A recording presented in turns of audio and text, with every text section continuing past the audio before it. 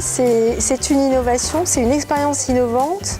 Donc ça signifie qu'on va essayer de construire, de prévoir, d'anticiper sur l'avenir, de parier sur l'avenir aussi.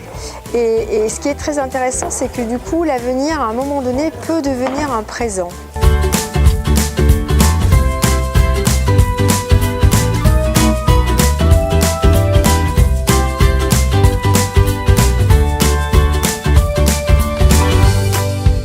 On s'est complètement projeté sur un autre public, un public très différent du public des musées. On a pensé aux enseignants, on a pensé au personnel des établissements et surtout on a pensé aux élèves. On a essayé d'imaginer un format qui puisse permettre de faire émerger des idées qui ne soient pas des idées de médiation, qui soient vraiment des idées qui aillent dans le fond de la pédagogie. Donc le format est quand même radicalement différent du format de muséomix, même si on retrouve un rythme qui peut être assez proche au niveau des espaces de travail.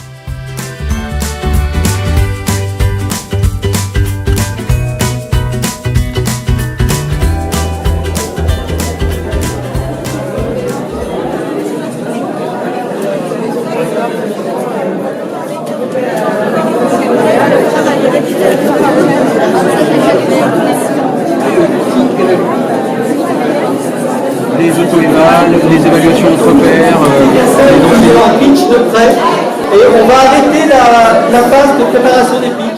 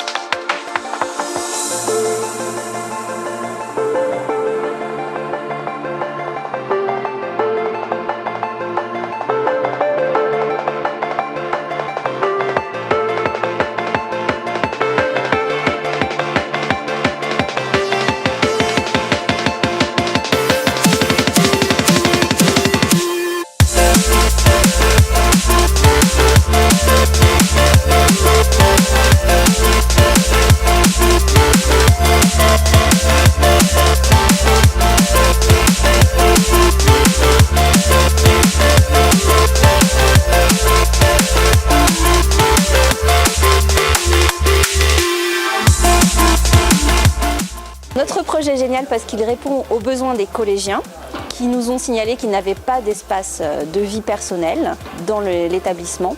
Et il répond aussi à une demande institutionnelle qui est la création d'espaces de vie dans la réhabilitation du collège. Tout ça, finalement, a émergé une idée qui était comment est-ce que moi je peux être acteur de l'identité de mon collège, c'est mon collège et j'y ai ma place, et comment est-ce qu'on peut utiliser les outils pour faire émerger cette culture qui est propre à un établissement.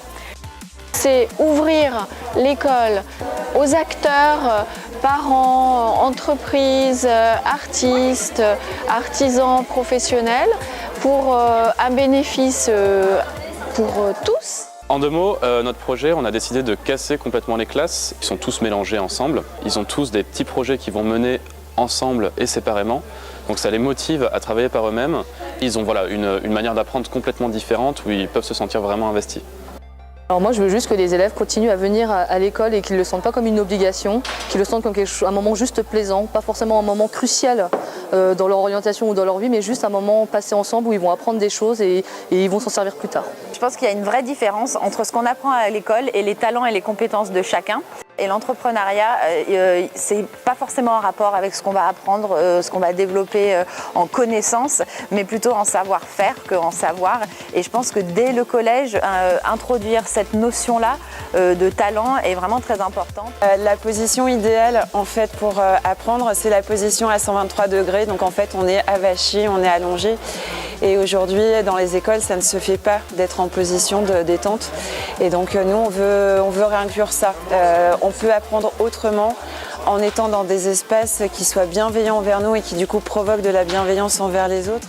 Donc c'est un peu l'idée de... On leur propose un outil et ils se l'approprient, ils en font un peu ce qu'ils veulent. Et cet outil-là, il sera surtout dédié pour la pause méridienne. Parce qu'actuellement, ils n'ont pas d'espace pour se reposer. Donc notre projet, c'est un projet d'exploration du territoire avec une valise de voyage qui est remise à chacun des élèves qui vont participer et qui vont pouvoir, avec un certain nombre de propositions qui leur seront faites, ils vont pouvoir explorer des différents endroits de leur proximité géographique de Vénissieux et d'ailleurs. On s'est dit, en fait, le problème des évaluations, c'est que ça fait peur. C'est qu'on y va toujours avec un peu mal au ventre et quelque part, on se dit finalement comment est-ce qu'on peut vraiment bien apprendre si on a peur. Donc l'idée c'est, est-ce qu'on pourrait transformer les évaluations en un moment hyper rigolo.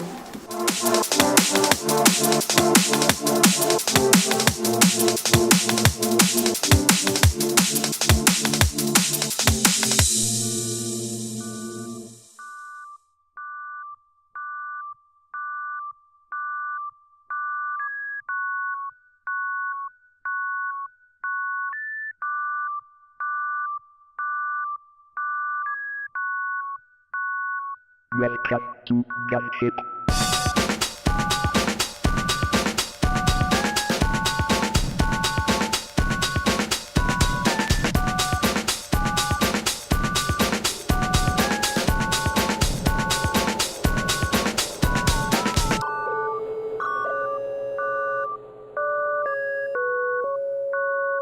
Multiple bogies incoming.